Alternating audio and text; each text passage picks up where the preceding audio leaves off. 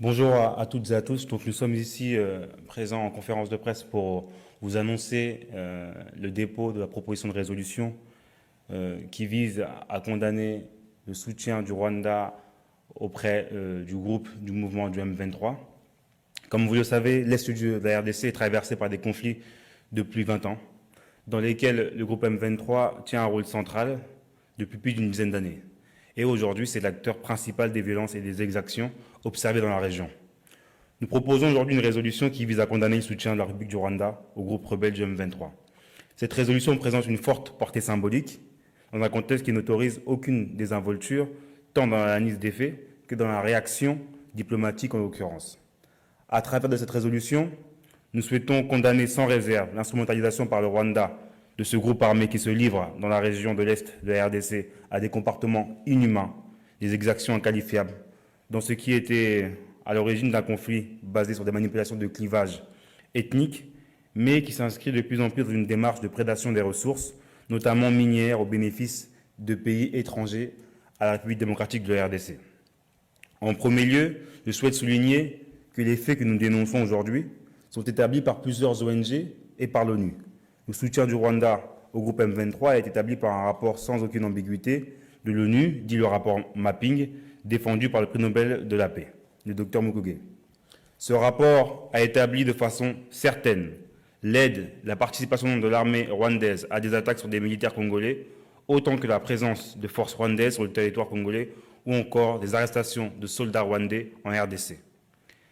La prédation des ressources est établie par un rapport de l'ONG Global Witness du 22 avril 2022, qui fait apparaître que 90% des volumes exportés par le Rwanda de minerais dits 3T sont introduits illégalement à partir de la RDC. Cela explique le décalage observé entre les recettes d'exportation de minerais 3T du Rwanda et ces gisements, qui par définition ne vont pas apparaître par magie et dont il est établi qu'ils sont insuffisants pour assurer une telle production.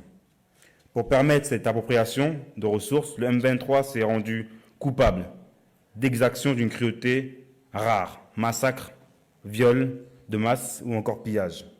Ce groupe a répandu l'horreur et la terreur et la désolation dans la région. J'étais pour ma part présent en RDC au mois de janvier et au mois de mars dernier.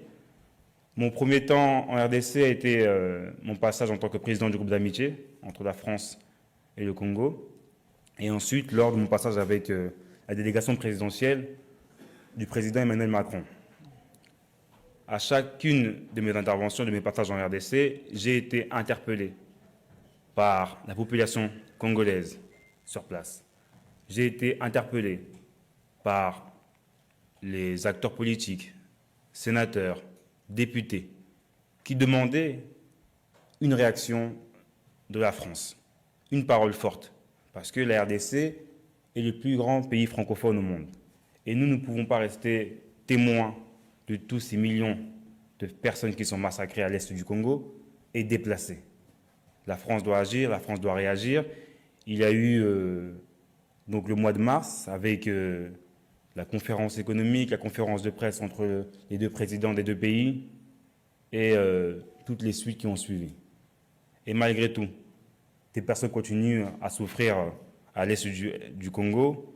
Vous savez aussi la place de la diaspora congolaise en France qui nous sollicite aussi, parce que la population congolaise est partout dans le monde, énormément en France, il y a beaucoup de manifestations, et nous, en tant que parlementaires, nous avons cette volonté, comme nous l'avons mis en place dans notre programme politique lors des élections présidentielles 2022, une autre vision de l'Afrique, une autre voix de la France en Afrique, une autre collaboration, et aussi cette force de parole pour condamner les exactions. Je vous remercie.